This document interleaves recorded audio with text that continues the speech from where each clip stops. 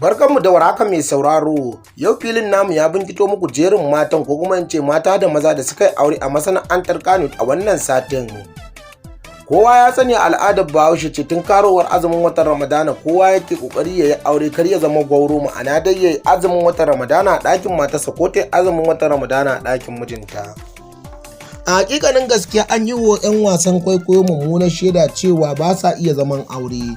Sai dai abin da zai baku mamaki, abin da zai baku al'ajabi a wannan lokaci a wannan society, yan wasan Hausa sun ba mutane mamaki ganin yadda suka fara aurace a cikin jaruman da suka fara yin aure a masana'antar Kannywood a wannan satin akwai Aisha Aliyu Tsamiya, akwai Hafsat Idris, akwai Kiba Dash mai hoto, banda sauran jarumai da lokaci ba zai ba mu dama mu gayo muku su ba.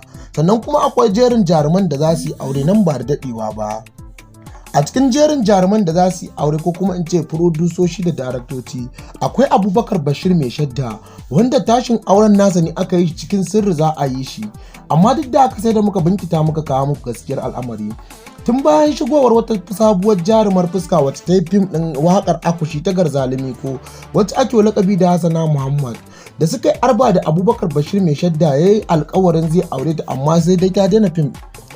Ta yadda ta daina fim ɗin Hausa, sai dai mutane suna ganin kamar Abubakar Bashir mai shadda yaudarar ta yi. Katsam kuma sai wannan karan maka ga an bugo aibin daurin auren Abubakar Bashir mai shadda. Yanda ku biyo mu za mu sa muku wannan hotunan aibin da na hotunan daurin aure. A kwanakin baya ne dai Abubakar mai shadda suka je suka yi wani hotuna da ita da Aisha Umair ake ganin kamar ya yaudari waccan baiwar Allah wato Hassana Muhammad. Ashe abin da muka yi bincike ba haka bane ba. Wancan tallan kaya ne na kamfanin Dancing and Brothers. Shi ne yasa aka yaka daman 'yan wasan wasu sun saba irin wannan su haɗa auren ƙarya auren gogi domin su cimma ma'ana dai su mun siwa wani talla. Abu na farko, abu na biyu da zai baka mamaki, 'yan wasan wasu sun yi dandazo sun yi dafifi. Sai dai a cikin ƙalubalen da aka samu a wasan kwaikwayo kuma a auratan auren da aka yi, a cikin sun fara challenging ɗin junansu inda Rukayya Dawayya ta fito take cewa Allah ya soke ni in auri yaro, ai gwara in auri sa'ana ko kuma babba. Kuma wannan harba fashin da Rukayya Dawayya ta mutane suna ganin kamar da Hafsat Idris ta yi, wata ake lakabi da Hafsat Barauniya. Ita ce ta fara yin aure kuma da ta aure ta samu dan shilashaka yaro ta yi hud da shi.